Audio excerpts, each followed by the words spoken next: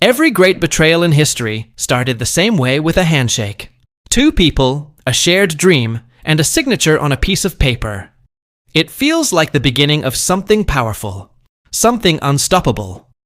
But what if I told you that the person sitting across that table, smiling, nodding, agreeing with every word you say, is quietly building a case against you? Not today, not tomorrow, but eventually. Because business partnerships fail more often than marriages, and when they fail, they don't just end. They explode. Lawsuits, stolen ideas, drained bank accounts, friendships turned into courtroom enemies. And the most terrifying part? You won't see it coming. Because the people who destroy you from the inside are the ones you trust the most. Today, we're going to dismantle the comforting myths you've been told about partnerships and replace them with the cold, hard truth. By the end of this video, you'll understand why some of the most successful business relationships in history ended in betrayal, ruin, or worse. And more importantly, you'll learn the warning signs that could save your future. Let's begin with the biggest myth of all. The idea that a good partner is someone who's just like you. We're taught that compatibility means safety. That if someone shares your values, your humor, your dreams, they'll never hurt you. But psychologists will tell you something different. Similarity doesn't prevent betrayal, it disguises it. The closer someone is to you, the easier it becomes for them to predict your reactions and exploit them. Think about it. A stranger can lie to you, but a friend? A friend knows exactly which lies you'll believe. This is why so many partnerships between best friends, siblings, even spouses end in the ugliest disputes imaginable. The trust that built the partnership becomes the very weapon used to tear it apart. Now let's talk about something darker, something rooted deep in human psychology. It's called asymmetric commitment. In every partnership, one person almost always cares more than the other. One person sacrifices more, works harder, dreams bigger, and the other person enjoys the ride. Quietly, patiently, waiting. This imbalance doesn't show up immediately. It festers, slowly, like rot beneath the floorboards of a house that looks perfectly fine from the outside. And one day, without warning, the floor gives way. Now let's go deeper. Let's talk about real cases, because fiction could never match what's actually happened in boardrooms around the world. In the late 1970s, two friends started a tech company in a garage. They built something the world had never seen. Within a few years, one partner was pushed out of the very company he helped create by the people he trusted most.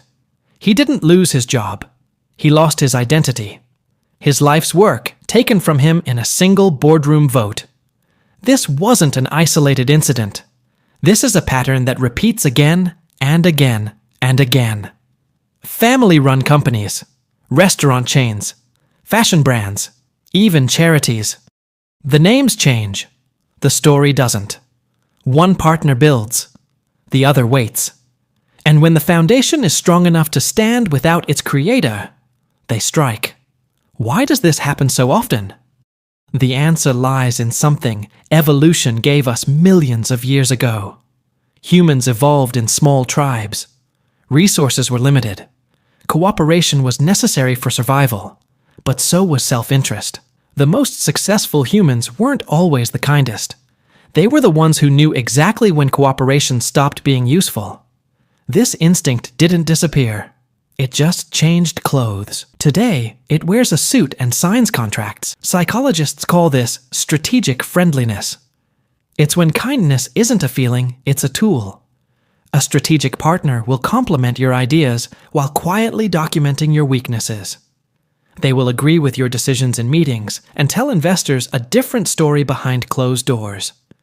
They will celebrate your success in public and quietly position themselves to take credit for it.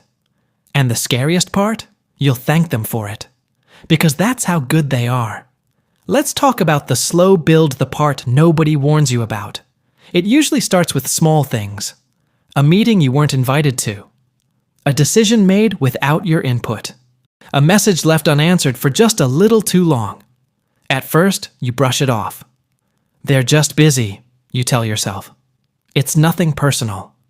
But your subconscious knows better. It's already keeping score, even if you're not. Then come the small lies. I forgot to tell you. I didn't think it mattered. It must have slipped my mind. Each lie is small, insignificant, forgivable. But lies are like termites. They don't destroy a house all at once. They hollow it out from the inside until one day the slightest pressure makes everything collapse. By the time you notice the cracks, the damage is already done. The partnership you built is no longer the partnership you think it is. Now let's talk about money, because money doesn't just test partnerships, it exposes them. When a business is struggling, partners unite against a common enemy. But when a business succeeds, the enemy becomes each other. Suddenly, contributions are measured. Sacrifices are compared. I worked harder. I took more risks. I deserve more. Resentment doesn't announce itself. It hides behind politeness until one day it explodes over something as small as an email. And once that explosion happens, there's no version of the relationship that goes back to what it was. Now here's something most people never consider. The legal system doesn't protect friendships. It protects paperwork. If your partnership isn't documented properly, equity splits, responsibilities, exit clauses, you are legally defenseless. It doesn't matter how much you built. It doesn't matter how many sleepless nights you put in. If it's not written down, it's not yours. This is how founders get pushed out of companies they built from nothing legally, cleanly, and without a single law being broken. The system isn't broken. It's working exactly as designed for whoever controls the paperwork. Now let's talk about something even more disturbing. Partners who never intended to build anything at all. These are the predators, the ones who specifically seek out passionate, hard-working people, not to join them, but to use them. They look for the dreamer, the one who works late, who believes in the vision, who doesn't ask too many questions. Then they offer something irresistible: funding, connections, expertise. And in return, they ask for one small thing: control. Just a little control. Just enough to help things run smoothly. That's how it always starts. And by the time the dreamer realizes what's happened, the company isn't theirs anymore. It never really was. These predators don't see partnerships as relationships. They see them as investments with an expiration date. And when that expiration date arrives, they don't hesitate. They don't feel guilt. Because to them, you were never a person, you were a tool. So how do you protect yourself? The answer isn't paranoia, it's awareness. And awareness starts with watching for patterns. Pattern 1. Information control. If your partner starts withholding details, financial reports, client conversations, strategic plans, pay attention. Information is power. And someone who hoards power while pretending to share it is preparing for something. Pattern 2. Sudden new relationships. New advisors, new friends, new consultants who seem to appear out of nowhere. These people often aren't randomly chosen. They're allies being positioned quietly before the storm arrives. Pattern 3. Emotional withdrawal. The jokes stop. The late-night conversations stop. The warmth fades into cold professionalism. People don't usually become cruel overnight. They become distant first. Distance is the warning sign before the storm. Pattern 4. Sudden interest in legal documents. If your partner suddenly wants to review the contract, the operating agreement, the equity split, it's not curiosity. It's preparation. People don't read contracts they're happy with. They read contracts they're planning to use. Now, let's talk about the moment of betrayal itself, because it rarely happens the way people imagine. There's no dramatic confrontation, no shouting, no villain monologue. It happens quietly, through an email, a phone call, a locked door. One day, you're a business owner. The next day, you're locked out of your own accounts, and nobody is answering your calls. The betrayal doesn't feel like an attack. It feels like silence. And silence, in this context, is the loudest sound in the world. Victims of partnership betrayal often describe the same feeling. Not anger, not even sadness at first, just disbelief. How did I not see this coming? We were friends. We built this together. How could they do this? But here's the truth, they didn't become this person. They were always this person. You just never saw that side of them, because people don't show you who they are when things are good. They show you who they are when there's something to gain. And by then, it's too late to unsee it. Now, let's address something darker still. What happens to the human mind after betrayal like this? Psychologists compare business betrayal trauma to grief, because in many ways, it is grief. You're mourning a relationship, a dream, and a version of yourself that no longer exists. Victims often experience trust issues that follow them for years, sometimes for the rest of their lives.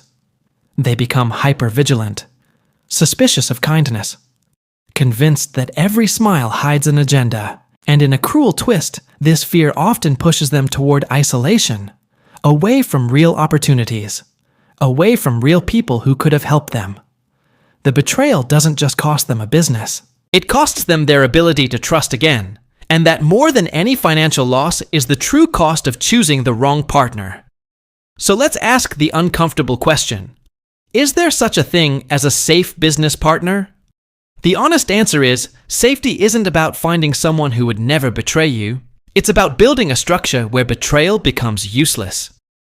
Clear contracts, defined ownership, vesting schedules, independent legal advice, not shared lawyers, not "we'll figure it out later." These aren't signs of distrust, they're signs of maturity. The strongest partnerships in history were built on structure, not blind faith. Because faith can be broken.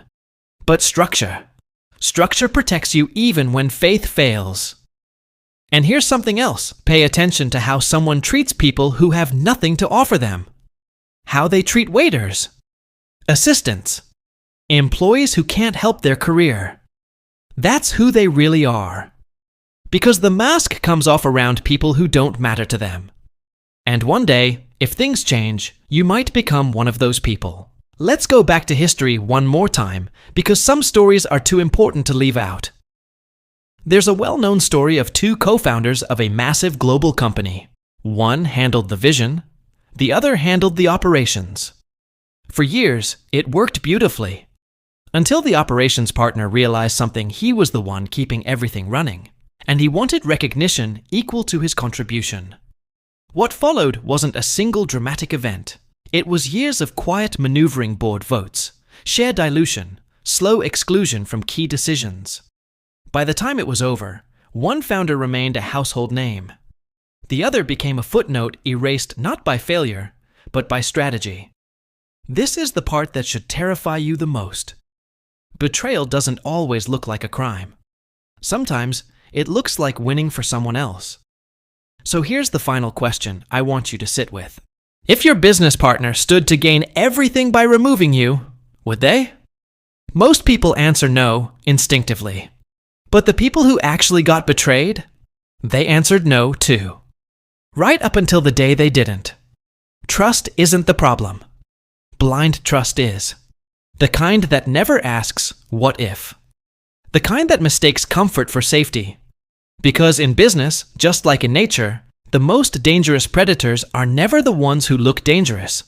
They're the ones who smile, who shake your hand, who sit across from you, night after night, planning a future. That might not include you.